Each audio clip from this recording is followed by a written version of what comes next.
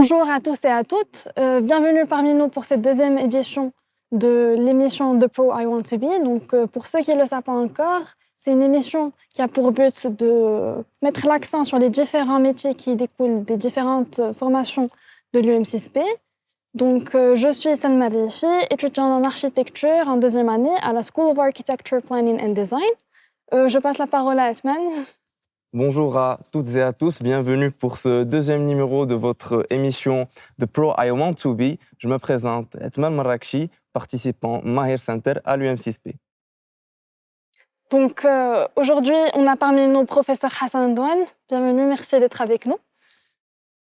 Merci. Donc, professeur Hassan Douane, directeur de la School of Architecture, Planning and Design, c'est l'école de l'architecture, de la planification urbaine et territoriale et design de l'UM6P. Merci beaucoup, professeur. Plaisir. Donc, aujourd'hui, la thématique de la semaine, c'est celle de l'architecture, plus précisément l'architecture intelligente pour les territoires résilients. Alors, professeur Redouane, tout naturellement, ma première question va être, je vous demande de nous éclairer justement sur cette notion d'architecture intelligente. Qu'est-ce que vous pouvez nous dire sur le sujet? Merci, Atman. Donc, l'architecture intelligente, quoique le mot intelligence est nouveau, parce que ce mot, bien sûr, a été grâce aux outils numériques, mais dont le domaine et la pratique professionnelle de l'architecture, ce mot n'est pas nouveau. Donc, l'intelligence, on n'est pas intelligent en 2021, on était toujours intelligent, et l'histoire de l'humanité est pleine des leçons d'accords d'intelligence en matière d'architecture et du cadre bâti. Donc, l'architecture intelligente, au-delà des outils intelligents, c'est une architecture interactive, donc il ne s'agit pas de l'architecture classique, donc on conçoit des bâtiments, et ces bâtiments, c'est l'usager qui va les adapter et les adopter, mais on essaie d'augmenter la réalité de la conception architecturale à travers les outils numériques pour que cette architecture soit efficace et efficiente sur tous les plans. Et surtout, maintenant, bien sûr, l'industrie du bâtiment devient de plus en plus complexe. Et dans ce sens, il y a les matériaux smart, il y a les structures smart, il y a l'efficacité énergétique, il y a aussi la question du facteur humain et de l'organisation spatiale. Donc, l'intelligence, tout simplement, c'est rehausser le niveau de la performance du bâtiment, du quartier, de la ville et du territoire. C'est ça la notion de l'architecture intelligente. Et dans le contexte maroco-africain, l'intelligence, comme j'ai dit, va au-delà de l'outil de l'intelligence numérique. D'accord. Merci beaucoup, professeur. Donc, si on a bien compris, lorsqu'on parle d'architecture intelligente, on ne parle pas uniquement, ce terme n'est pas uniquement réservé à l'usage des outils numériques, mais aussi on peut observer plusieurs autres types d'architecture intelligente, notamment lorsqu'on parle d'architecture traditionnelle. Ah oui, bien sûr. Donc, bien sûr, l'architecture traditionnelle, c'est un portfolio, c'est un encyclopédie de langage, de vocabulaire, d'expériences humaines. C'est obligatoire. Mais comment explorer cette banque de données de l'histoire pour projeter le futur? Et dans ce sens, les outils numériques, et ce n'est pas seulement des outils de dessin d'un croquis autour d'un parti architectural figé, mais plutôt comment explorer le génie du contexte. Le génie du contexte par rapport à la mémoire culturelle, par rapport à l'efficacité énergétique et tout ce qui concerne la durabilité maintenant. Il concerne aussi les traditions des gens, comment on peut les capturer à travers, bien sûr, la réalité virtuelle. Et dans ce sens, les différentes dimensions d'évolution de la conception numérique à travers la réalité virtuelle, à travers la réalité augmentée, augmented reality, à travers aussi les twin digital. Donc, on peut aller même dans des simulations des réalités dans le monde virtuel, jusqu'à ce qu'on arrive à des dimensions qui sont très avancées de concevoir dans l'abstrait, mais à travers une réalité comme c'est du concret. Et d'où, par exemple, dans le monde numérique, l'apparition du BIM, Building Information Management, qui gère un peu le projet de la conception jusqu'à la réalisation. C'est pas comme avant, dans le projet classique, on projette dans l'abstrait, on fait des dessins dans l'abstrait, même l'estimation au niveau de l'ingénierie de la construction, elle reste tests toujours et des simulations qui sont classiques.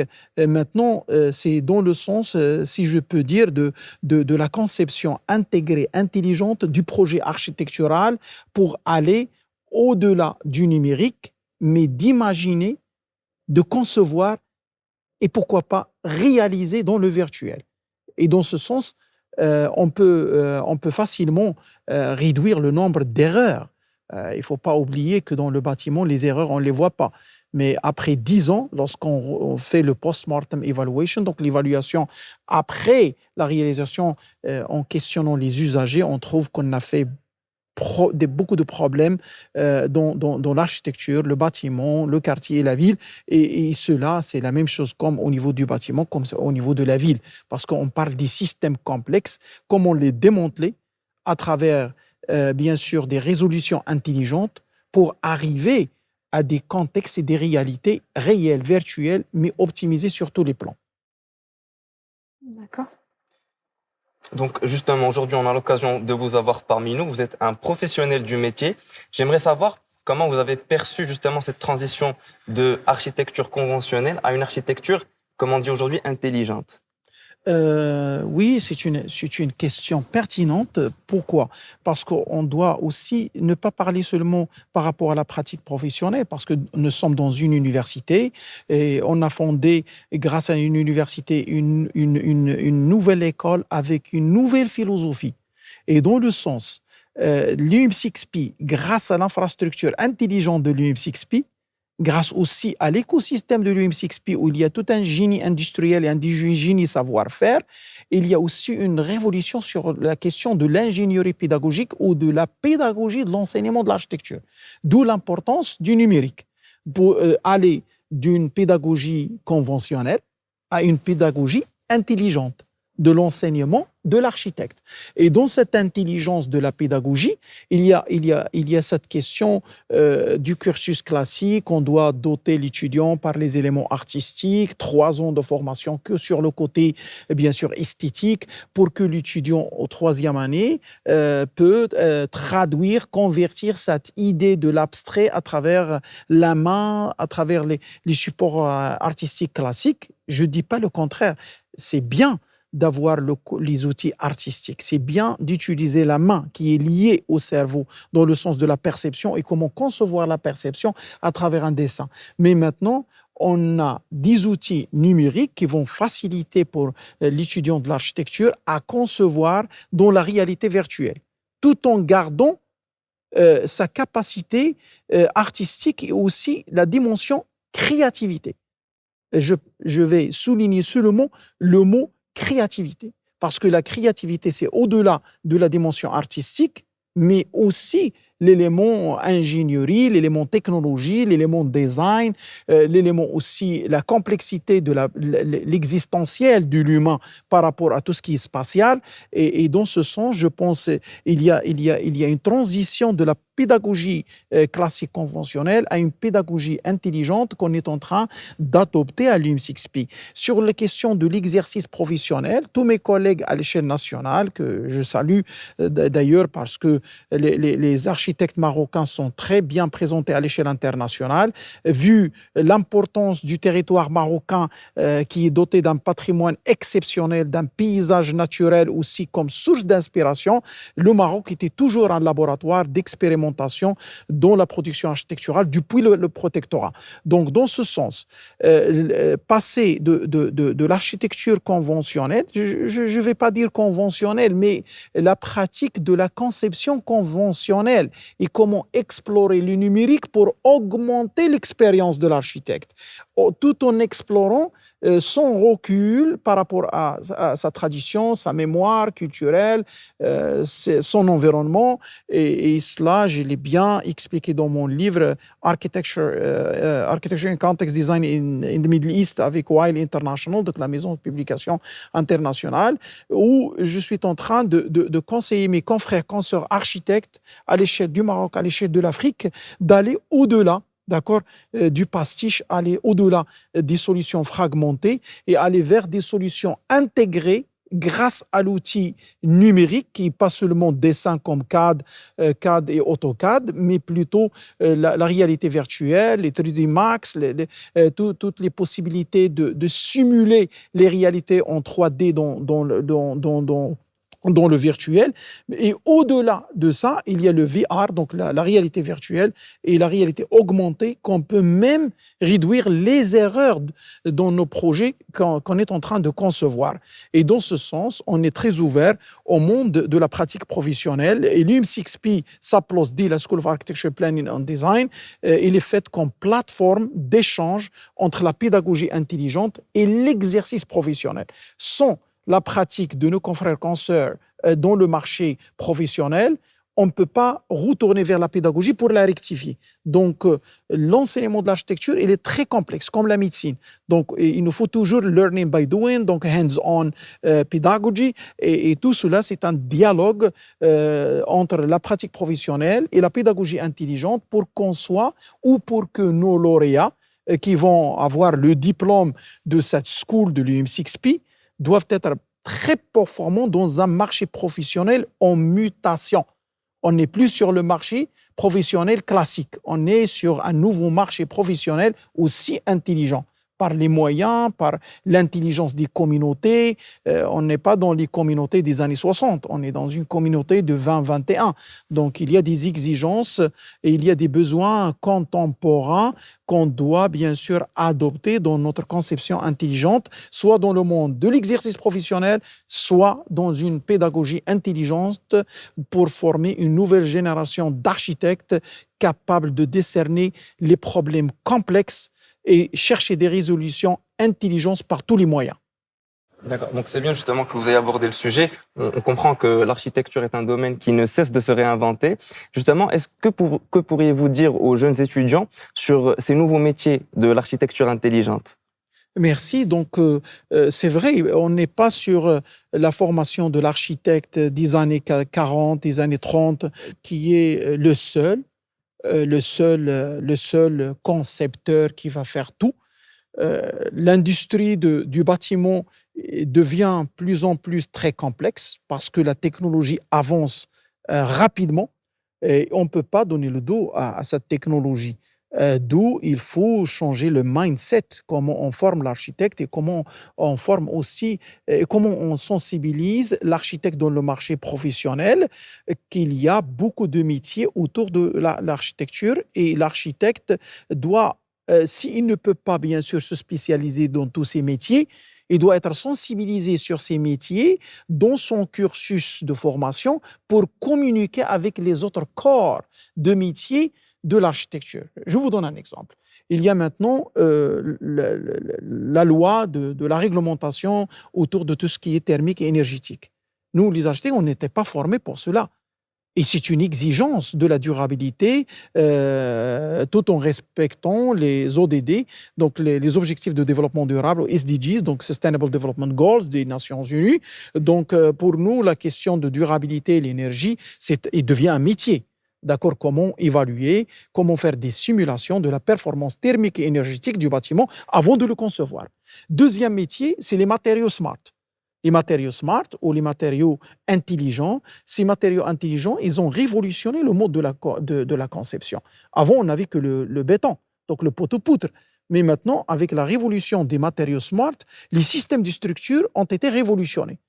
Et aussi, la conception architecturale. On n'est plus sur les niveaux, on n'est plus sur l'enveloppe classique. On peut maintenant jouer autour des différentes enveloppes, des différents bâtiments dans le domaine d'architecture, d'où aussi c'est un métier qui est très important. Attention, je ne parle pas des matériaux intelligents que seulement le domaine des ingénieurs civils. Il faut faire très attention. Et je conseille tous mes confrères, consoeurs, architectes, même les étudiantes architectes, de ne pas tomber dans le piège. Oh, nous, ça, c'est le domaine de l'ingénierie. Donc, je ne dis pas qu'on va convertir les architectes pour qu'ils deviennent des ingénieurs, mais attention, on doit les sensibiliser sur les différentes possibilités dans la recherche-action autour des matériaux et explorer avec les scientists les découvertes au niveau des matériaux pour les explorer dans les applications, quel mode de système de construction. On a fait une expérimentation ici à l'UM6P extraordinaire. C'est le mini-campus modulaire. C'est le premier projet, je le dis avec tout le monde ici, c'est le premier projet à l'échelle de l'Afrique d'un mini-campus que par le modulaire. Et il y a, vous ne pouvez même pas distinguer que c'est du modulaire, et vraiment c'est de l'intelligence. C'est de l'intelligence d'intégrer les systèmes de structure modulaire intelligente grâce à une conception très originelle qui bien sûr, qui reflète un peu un génie du lieu. Et dans ce sens, c'est un nouveau métier. Le troisième métier aussi, c'est tout ce qui est facteur humain. Parce qu'au Maroc, on parle de développement humain. Attention, on n'est pas en Europe, on n'est pas aux États-Unis, on n'est pas au pays de Golfe, où on peut faire des bâtiments que pour l'esthétique, comme Burj Khalifa. On est dans un pays en voie de développement, dans un continent africain en voie de développement. Et dans ce sens, je pense et je conseille tous les étudiantes architectes à aussi maîtriser les exigences de l'humain. Et dans ce sens, une petite dose de la sociologie, de l'anthropologie, de culture, du contexte, du tradition, pour répondre aux besoins des gens, en fin de compte. Nous, les architectes, qu'est-ce qu'on fait? On n'est pas des artistes que pour être des artistes, pas du tout. On utilise, on explore la créativité pour aller dans le mode de technologie, pour créer des contextes intelligents, pour servir les gens. Ce n'est pas pour créer des bâtiments beaux que pour l'esthéticisme. Voilà. Merci. Donc, merci d'avoir parlé des étudiants. Étant moi-même une étudiante en architecture, on a souvent tendance à entendre les termes architecture intelligente et architecture durable. Est-ce qu'une architecture intelligente est nécessairement durable? Et comment est-ce qu'une architecture intelligente peut être durable? Merci. Donc, c'est vrai, une architecture intelligente n'est pas forcément durable. Parce que l'intelligence des outils numériques, si on n'est pas conscient des résultats attendus, on peut arriver à des produits d'esthétique qui sont fantaisistes, donc c'est de la fantaisie et de la fiction, et on le voit de plus en plus. On voit de plus en plus, on est en train de concevoir des bâtiments intelligents, d'accord, où il y a de l'intelligence, mais pas forcément durable. Et dans ce sens, je vais démystifier un peu le mot durabilité. Durabilité, c'est comment booster le système immunitaire, d'accord, de l'humain ou de la communauté pour qu'il y ait un métabolisme du lieu et du milieu. Le lieu, c'est le côté tangible de l'espace. Le milieu, c'est le côté vivant et organique. Comment créer la vie, le milieu dans le lieu. Donc, si on utilise les outils numériques, on peut avoir des objets intelligents, mais pas forcément il y a la vie. D'accord? Donc, c'est dans ce sens, je pense, la durabilité, c'est plus complexe que l'intelligence. La durabilité, c'est un objectif. L'intelligence, c'est un outil. Mais l'intelligence, si elle est bien explorée, on peut arriver à une performance de la durabilité très avancée. Et c'est ce qu'on cherche à s'applaudir dans notre school. Et d'ailleurs, on a une convention signée avec UN Habitat. On est certifié comme école d'architecture de durabilité. Et avec tout le monde ici, on dit que l'architecte qui va être diplômé de la SAPLOSD, de la School of Architecture Planning and Design de la UM6P, doit respecter dans ses projets la durabilité.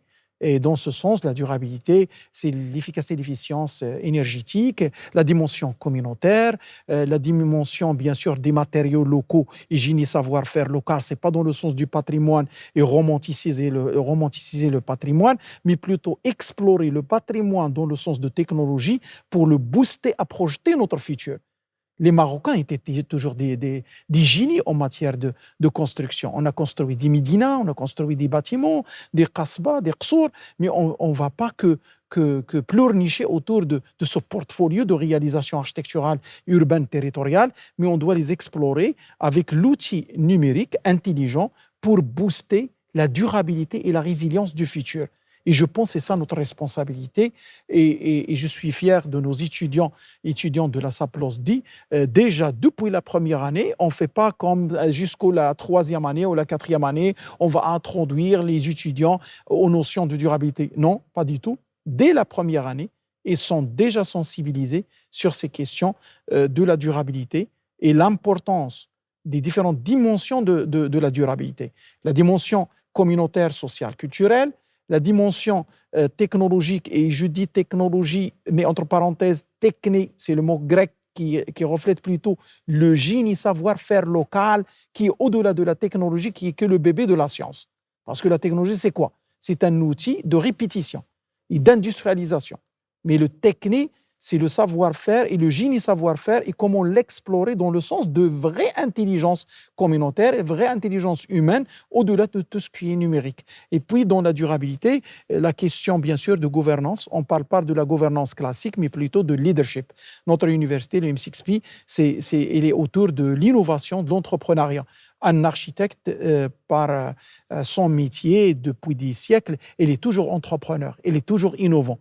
Donc, et dans ce sens, dans l'ADN de la School, il y a cette question de l'entrepreneuriat et de l'innovation et du leadership, parce que lorsque vous allez orchestrer un projet de A jusqu'à Z, donc jusqu'à la réalisation, on doit orchestrer aussi tous les acteurs autour de ce projet, et surtout dans les méga-projets comme des villes durables, etc. Donc, vraiment, c'est du vrai leadership. Et dans ce sens de durabilité, il y a cette leadership qu'on doit bien sûr donner à l'étudiant, l'étudiante, mais aussi quel leadership par rapport aux nouveaux bâtiments, aux nouveaux quartiers, aux nouveaux villes, aux territoires. Donc, les 4 ou 5 créneaux du durabilité sont très présents dans notre cursus pédagogique et aussi dans le réseau des partenaires de SAPLOSDI. On est fier d'avoir un réseau très fort, comme MIT, Virginia Tech, Stanford, University of Stanford, l'école polytechnique. Il y a aussi Westminster University, donc il y a l'Université de Tokyo au Japon. Donc on a, c'est seulement énuméré quelques exemples, mais ce réseau aussi international, il est très important. Pourquoi? Parce que cette question de durabilité devient de plus en plus internationale. Et on est très impliqué dans les Nations Unies, aussi dans le réseau UNESCO. D'ailleurs, la ville de Ben Guerir, elle est maintenant nommée comme ville apprenante. Et les architectes, ils ont beaucoup de choses à fournir pour ce chantier de durabilité, de résilience et de l'intelligence. Merci. Donc, c'est bien que vous avez parlé de la dimension territoriale et aussi de la notion de résilience. Que veut-on dire par les territoires résilients? Et que veut-on dire par la résilience, plus exactement? C'est vrai, le mot résilience, c'est-à-dire la genèse ou la naissance du mot résilience a été surtout autour des catastrophes. C'est-à-dire comment, lorsqu'il y a une sorte de catastrophe, comment rebondir autour de cette crise, de cette catastrophe pour remédier à la situation. Mais maintenant, on n'est plus sur cette définition de résilience. La résilience, oui, c'est vrai, la résilience a évolué grâce aux différents problèmes, d'accord, posés à travers l'histoire de l'humanité pour trouver des solutions. Mais attention, les solutions qui se sont générées autour des catastrophes, ils ont donné de la résilience et de la résistance. Et dans ce sens, lorsqu'on lit le mot territoire à la résilience, c'est intelligent. Pourquoi? Parce que dans le contexte de Covid-19, par exemple, les Marocains, ils ont démontré qu'on est résilient. Et on peut faire face à une crise nous-mêmes, sans l'apport de l'extérieur. Et c'est ça ce qui est important. Et c'est le futur du Maroc et de l'Afrique. C'est comment aller dans des territoires résilients. Donc, un territoire résilient, c'est quoi? C'est un territoire où il y a un capital, où il y a un savoir-faire local. Et il y a une accumulation d'expériences humaines par rapport à un lieu et un milieu pour créer une intelligence territoriale. D'où l'importance de l'innovation territoriale. Donc, ce n'est pas la résilience territoriale dans le sens des catastrophes, mais plutôt cette résilience qui va trouver des résolutions au moment de crise va nous donner des scénarios de durabilité, d'accord, adaptés à notre contexte, à notre territoire, mais tout en prenant les leçons de l'étranger, soit de l'Europe, des États-Unis, du Japon, mais toujours on a notre propre le mandouma, on a notre propre système qui est en train de se régénérer et de se générer tout en empruntant l'intelligence des autres. Ce n'est pas dans le sens, bien sûr, de profiter des autres. C'est le contraire. Si on n'a que des outils importés, parachutés, on n'arrivera jamais à un territoire résilient. Et je pense qu'il faut revoir cette question de l'intelligence autour de la résilience. Et pour un peu faire un contraste entre les trois mots résilience, durabilité, intelligence, la résilience, elle est plus profonde que la durabilité. La résilience, c'est vraiment le DNA, c'est le système immunitaire, c'est le capital. La durabilité, c'est le process de garder la résilience.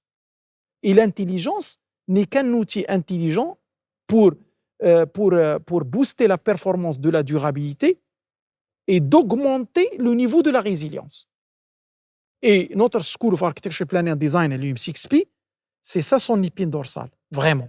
Parce qu'on ne peut pas maintenant tolérer de travailler sur le projet d'architecture comme un projet purement esthétique ou un projet purement de profit économique. C'est vrai, la dimension économique elle est très importante, mais il ne faut pas oublier qu'on est en train de cultiver un sens d'une nouvelle culture à base de notre culture enracinée dans l'histoire pour aller vers un futur de prospection et de prospective pour arriver à des territoires qui sont plus résilients. Un dernier message que je voudrais transmettre à notre chère audience étudiants et étudiantes à travers le Maroc et pourquoi pas à travers de l'Afrique qui veulent bien sûr être dans le chemin de l'architecture, c'est que l'architecture n'est plus vue que bâtiment. L'architecture devient multi-échelle grâce à cette intelligence. Maintenant, on peut simuler des villes, on peut faire des simulations pour des territoires. Dans ce sens, on a un laboratoire au sein de la SAPLOS 10, le laboratoire de la performance et l'innovation territoriale. C'est quoi? On est en train de simuler la résilience et la durabilité des territoires par des outils de simulation et de modélisation. Et on a un autre laboratoire de l'approche intégrée de développement durable, de la modélisation de la durabilité. Et d'ailleurs, on a une commune rurale dans la région de Rahamna qui est comme cas d'étude d'expérimenter les modèles de durabilité de la conception à la réalisation. Et c'est le premier projet à l'échelle nationale. Ce n'est pas l'approche sectorielle fragmentée, la santé, éducation, environnement, etc. Mais c'est une conception intégrée pour booster la durabilité et on va mesurer cette durabilité. Et bien sûr, on a d'autres laboratoires comme le Urban Metabolism avec le MIT, c'est comment booster cette résilience et durabilité dans le métabolisme des territoires, etc. C'était justement ma prochaine question, c'était des exemples concrets de comment est-ce que l'architecture intelligente peut justement remédier à toutes ces contraintes de résilience. On a des changements climatiques, on a la raréfaction des ressources, on a la pollution aussi. Donc, quelles sont les solutions concrètes qu'apporte l'architecture intelligente à cela?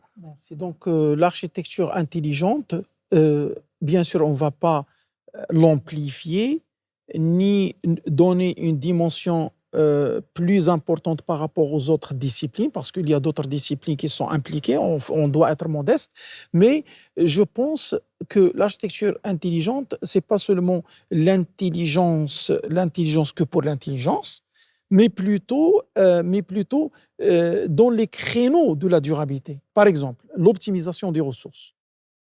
Le grand problème du futur, c'est question de l'eau, question de l'électricité, question des énergies. Et dans ce sens, les bâtiments dévorent, ils consomment. À l'échelle nationale, peut-être le secteur du bâtiment consomme à peu près 40 jusqu'aux 50% de l'énergie nationale. Et dans ce sens, donc, l'optimisation des ressources elle est très importante. La question, bien sûr, du changement climatique et comment les villes doivent être reconçues avec de l'intelligence pour avoir cette résilience et durabilité, pour réduire un peu la pollution, etc. La question aussi, il ne faut pas oublier la question aussi de, comme j'ai dit avant, la question de la la communauté, le bâtiment seul ne peut pas générer une ville. Et c'est ça la problématique des villes nouvelles, la première génération des villes nouvelles au Maroc. Maintenant, ce sont des villes fantômes. Je le dis, c'est pas moi-même que le dis, mais le terrain le dit. Donc, c'est dans ce sens, c'est pas dans le sens de multiplication d'un R+2, R+3 qui va créer une ville nouvelle durable. Donc, c'est comment aller dans la dimension multi-échelle pour maîtriser la performance des différentes composantes du territoire. Et dans un sens holistique, heuristique, pour arriver à des ensembles cohérents et des ensembles durables, avec une performance autour de la résilience et de la durabilité. Et l'architecture, c'est une unité de travail qui est très essentielle pour orchestrer cette performance urbaine et territoriale. Donc, il y a un lien fort entre l'architecture, l'urbanisme, le territoire. Il ne faut pas, je le dis tout le temps, il ne faut pas centraliser la formation de l'architecte que autour de l'architecture. Parce que l'architecture, c'est l'un des fondements de l'établissement humain. Donc, concrètement, comment suggérez-vous aux étudiants, enfin aux jeunes étudiants d'architecture, comme moi d'ailleurs, de s'adapter à cette nouvelle tendance d'architecture intelligente? Donc, les étudiants et les étudiantes, donc c'est vrai, il y a le cursus, donc on doit révolutionner les cursus pédagogiques de la formation d'architecte. C'est pas dans le sens de réduire un peu le côté créatif et aller dans le côté technologique ou ingénierie, mais plutôt maintenant la technologie, il devient un élément intégré de notre formation, même au niveau primaire. Donc la nouvelle génération des étudiants, c'est pas comme les années 20 et les années 50, les iPads, les caméras, donc les laptops et tout ce qui est simulation, utilisation des softwares et tout ça, c'est la nouvelle génération, ils sont très bien préparés pour cela. Donc, on ne doit pas rater d'introduire ces éléments dans le cursus d'une manière intelligente. Et aussi, il y a une autre dimension qui est très importante. Ce n'est pas le cursus pédagogique formel qui va sensibiliser les étudiants. J'invite les étudiants, comme par exemple à notre école, vous êtes étudiante de notre école, et je suis très fier, il y a des clubs, donc des activités parapédagogiques. Donc des clubs autour de l'optimisation des énergies, il y a des clubs autour de tout ce qui est intelligence, il y a des clubs des étudiants, tout ce qui est liaison entre l'architecture et la technologie, entre bien sûr les arts et la créativité et l'architecture. Donc j'invite l'étudiant, parce que l'étudiant et l'étudiante dans un cursus de 6 ans, d'être sensibilisés eux-mêmes grâce à un cursus intelligent, interactif, mais avec le hands-on learning by doing, et grâce à l'EM6P et l'écosystème OCP, on a un laboratoire vivant exceptionnel, les villes vertes comme Ben Gurir, Fos Bokra, Mazagan, ainsi que le nombre de projets, méga-projets de l'OCP qui sont dans l'écosystème, qui sont comme sorte de living labs pour notre école. Ainsi, bien sûr, faire beaucoup de travaux de terrain dans le monde rural, le monde urbain, sans être centralisé à Rabat ou Casa dans l'urbain. Mais attention, 70% du territoire national, il est toujours rural et on est fier de cette ruralité qui devient une mode à l'échelle internationale. Donc il faut profiter de cela et les étudiants doivent être en interaction d'une manière continue avec le terrain. Et je dis tout le temps à mes étudiants, le terrain suggère le but et la méthode. Ce n'est pas le but et la méthode académique figée dans une université, mais plutôt un contexte très complexe avec un terrain qui a beaucoup de paramètres, la possibilité de démanteler ce territoire grâce à une architecture qui n'est pas seulement liée à un bâtiment, mais plutôt l'architecture des territoires pour arriver à cette résilience et nos étudiants et étudiantes, ils ont la chance d'être à l'UM6P parce que l'UM6P, par son infrastructure intelligente, par ces territoires qui dans des territoires comme Rahamna. On n'est plus sur la métropolisation, l'urbanisation, j'ose dire, clandestine qui est en train de consommer les énergies, de consommer les terrains agricoles comme Casablanca. Vraiment, nos étudiants et étudiantes, en tant que lauréats, lorsqu'ils vont avoir leur diplôme, je suis certain qu'ils auront un capital par la nature de leur formation intelligente de prospecter un futur pour les territoires au niveau du Maroc et pourquoi pas au niveau du continent africain. Professeur Douane, tout à l'heure, vous avez parlé d'un aspect qui est très important de l'architecture intelligente. Vous avez dit qu'elle est là pour servir l'humain. Justement, aujourd'hui, cette émission, elle est destinée aux jeunes et je voudrais savoir comment l'architecture intelligente peut justement répondre à un besoin culturel. On sait que les jeunes ont de plus en plus besoin d'un accès à la culture. On voit que dans des villes comme à Ben Gurir, c'est un peu difficile. Alors, comment l'architecture intelligente peut justement remédier à cette problématique-là? Oui, effectivement, comme étudiants ou nous, membres de la communauté de l'UM6P, on est à Ben Gurir. Mais grâce au numérique, Ben Gurir, il devient le centre du monde. Il devient le centre du national. Parce que toutes les capsules des cours, l'UM6P a contribué à enseigner, par exemple, tous les étudiants à l'échelle nationale. Donc, grâce au numérique, on peut réinventer la culture. Maintenant, on est en train de créer une nouvelle culture à Ben Gurir. Ce n'est pas dans le sens de parachutisme comme les pays du Golfe, mais non, on est des Marocains dans un territoire marocain et grâce au numérique et grâce à la décision intelligente de fonder une université dans un territoire résilient comme celui de Rahamna, on est en train de révolutionner la notion d'une université comme vecteur et comme catalyseur de la durabilité de la résilience des territoires avoisinants. Et dans ce sens, je pense la communauté des étudiants de l'UM6P, grâce au numérique, ils communiquent à l'échelle internationale. On est très bien connectés à l'échelle internationale. Et je pense que la communauté de nos étudiants et étudiantes à l'échelle de l'université, ils sont en train aussi de forger une nouvelle manière de voir la culture dans une petite ville intermédiaire comme Ben Gurir. Et je pense que c'est ça le futur. Et merci pour cette question parce que vous avez souligné que vous avez donné un cas très intelligent de quoi, c'est quoi l'intelligence et c'est quoi l'apport du numérique. Le numérique, ce n'est pas dans le sens des jouets et des gadgets. Il peut facilement, le numérique maintenant, il est bien pour tout ce qui est jouets, gadgets. Mais il faut aller au-delà et de dire comment explorer ce numérique et cette intelligence pour créer une culture augmentée. La différence entre culture et culture augmentée, la culture, c'est un capital acquis d'un contexte où on vit. Et la culture augmentée, comment aller dans des territoires comme celui de Ben Gurir. Avant, on disait c'est le tabula rasa, il n'y a rien, mais maintenant, on ne peut pas dire ça. Et même, on a changé le mindset des Marocains sur une petite ville intermédiaire, Ben Gurir, qui devient sur la scène internationale. Et je pense que c'est ça le génie des décideurs du Maroc, de pouvoir choisir ce territoire pour fonder une université et surtout l'élément savoir, grâce au numérique, comment il peut promouvoir, d'accord, et booster la durabilité, la résilience et le développement, un vrai développement intégré d'un territoire comme celui de Rahamna ou comme celui de la petite ville de Ben Gurir et ses environs.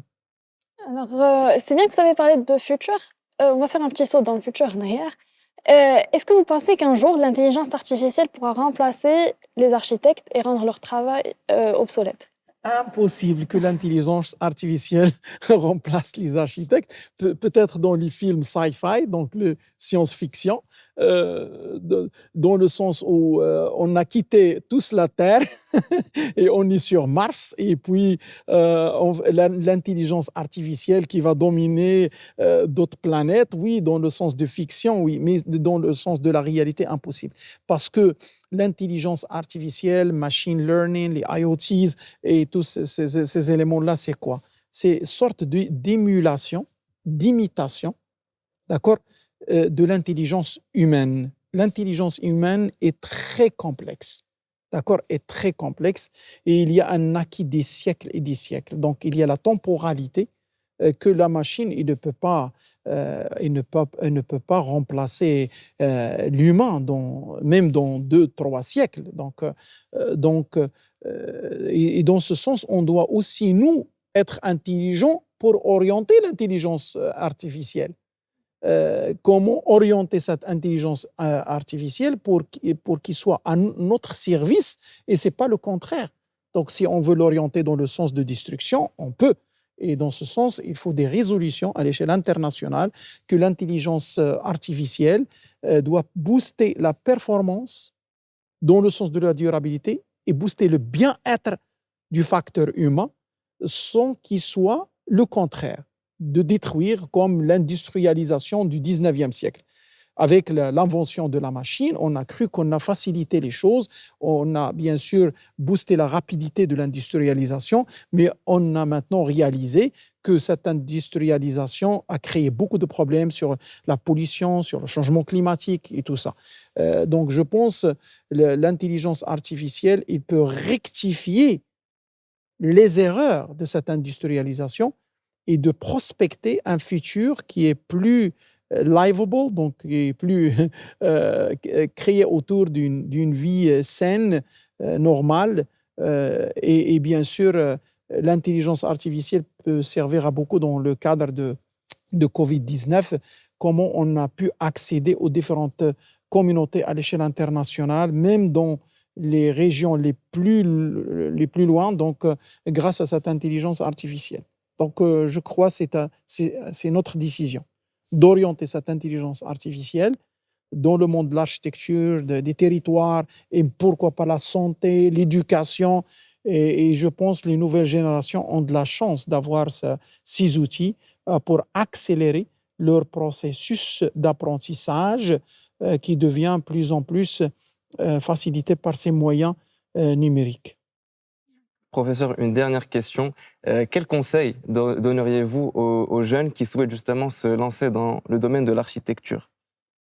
Les jeunes qui veulent se lancer dans le domaine de l'architecture, je pense qu'il y a des choses, des prérequis, d'accord, dans l'étudiant, même au niveau de lycée.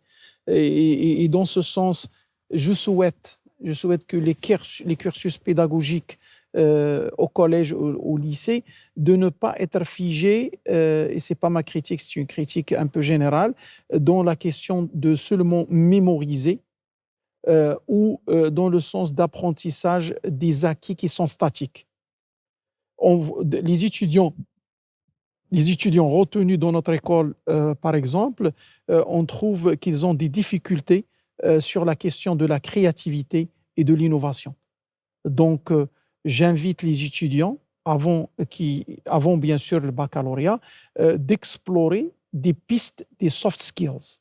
Des soft skills. On a des difficultés à avoir des étudiants avec des soft skills. Ils sont hyper intelligents dans les maths, dans le physique, dans les sciences naturelles et dans toutes les matières, d'accord, soit littéraires ou scientifiques. Mais le problème, il y a une autre dimension. La personne elle-même n'est pas outillée par la dimension créative et par la dimension du soft skills sur le plan communication, sur le plan comment percevoir, comment conceptualiser un problème, comment résoudre des problèmes complexes. Donc, je pense, j'invite les étudiants à avoir ces capacités avant d'accéder à l'architecture. Parce que l'architecture, en fin de compte, c'est quoi? C'est comment démanteler des systèmes complexes, de trouver les vraies variables pour trouver des solutions dans le bâtiment, dans la ville, dans les territoires. Et cela n'est pas seulement limité à l'architecture. Même la médecine, il y a aussi une dimension tangible, intangible. Il y a une intelligence intangible et comment l'appliquer à une tangibilité en matière de comment on va résoudre un problème dans le corps humain. Et dans ce sens, il y a toute une analogie entre l'architecture et la médecine. Dans la médecine, il y a l'anatomie des corps, mais dans l'architecture, l'anatomie des bâtiments. On a même des mots en commun comme pathologie des bâtiments, etc. Donc, j'invite les étudiants à aller au-delà au-delà des études classiques et de se réinventer. Et c'est ça le rôle de l'UM6P. Le rôle de l'UM6P, ce n'est pas seulement de la pédagogie classique, mais de la pédagogie de transformation de la personne.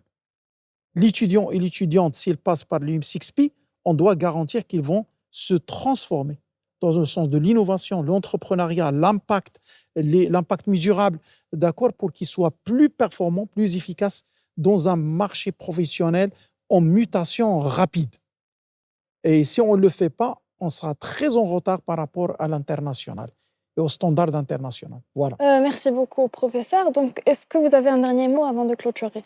Merci beaucoup. Donc, le dernier message, je pense que les étudiants et étudiantes de l'UM6P ont la chance d'avoir un écosystème de transformation, d'accord, de la personne elle-même.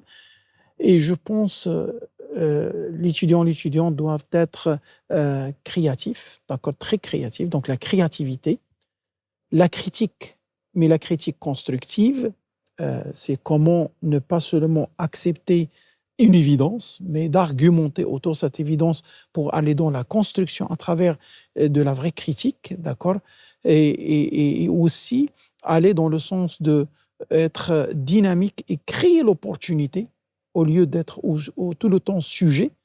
Il faut se lancer, de trouver de propres solutions autour de cette intelligence, au-delà du numérique. Et le dernier terme, peut-être qui est très important pour l'audience des étudiants et étudiantes, c'est toujours être lié au marché professionnel, même durant le cursus de formation. Le learning by doing, pourquoi? Parce qu'on doit bien sûr avoir des étudiants et étudiantes qui ont un sens de leadership avec un impact concret sur notre territoire. Et le Maroc a besoin de votre génération des étudiants et étudiantes plus performants, plus dynamiques, plus énergétiques pour trouver des solutions. Ce n'est pas trouver des problèmes, trouver, oui, les problèmes, mais de les démanteler d'une manière intelligente pour aller en avant dans le développement durable de notre cher pays et pourquoi pas notre pays comme exemple et modèle du continent africain à l'échelle internationale. Et je vous remercie. Merci à vous, professeur. Ça a été un plaisir de vous avoir parmi nous. Donc, on se donne rendez-vous la semaine prochaine avec un nouveau thème, de nouveaux experts et bien sûr de nouveaux étudiants curieux. À la semaine prochaine et au revoir.